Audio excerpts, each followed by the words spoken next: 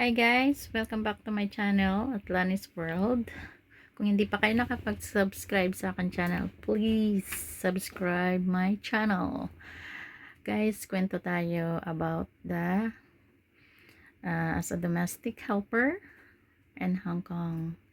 Alam nyo guys, sa pagtatrabaho, kahit saan bansa, mahirap talaga ang maging isang OFW, especially kung naiiwan natin ang mahal natin sa buhay sa Pilipinas. O, diba?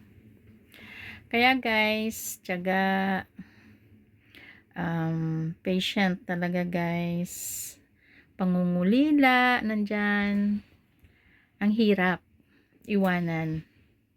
Talagang mag-a-adjust ka ng ilang buwan. Kasi, for my experience, ka-adjust talaga ako ng 6 months.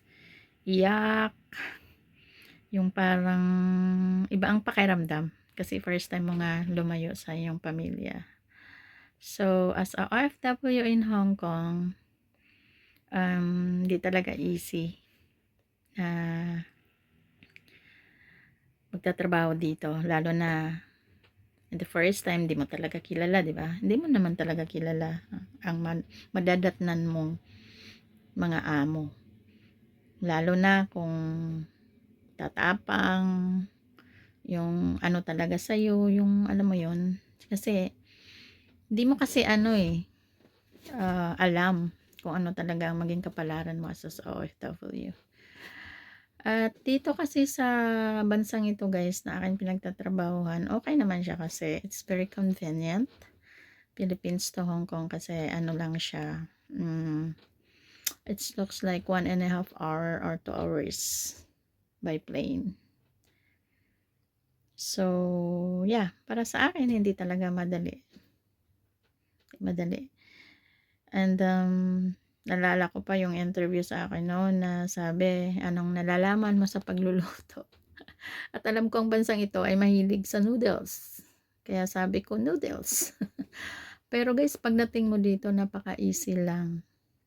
Tapos, may mga ano pa kayo doon sa Pilipinas. Yung alam mo yon, yung training about household course na set up ng mga table. Yung pala pagdating mo dito, minsan ang maging amo mo yung plastic lang ang nilalagay, rubbish plastic, papatong sa lamesa. Meron din naman dissenting mga amo na gumagawa ng ang table talaga. Yan nga guys, may mga amo talaga dito na ginagaya nila noon yung mga kanunuan nila na gumagamit na ganun. So, hindi natin maiwasan yun sa kanila. Yeah. So, sa pagte-training sa agency, enjoy din naman kasi enjoy din sa pagte-training sa agency kasi nga yung hindi mo alam nung wala kang mga gamit na yon, at least na experience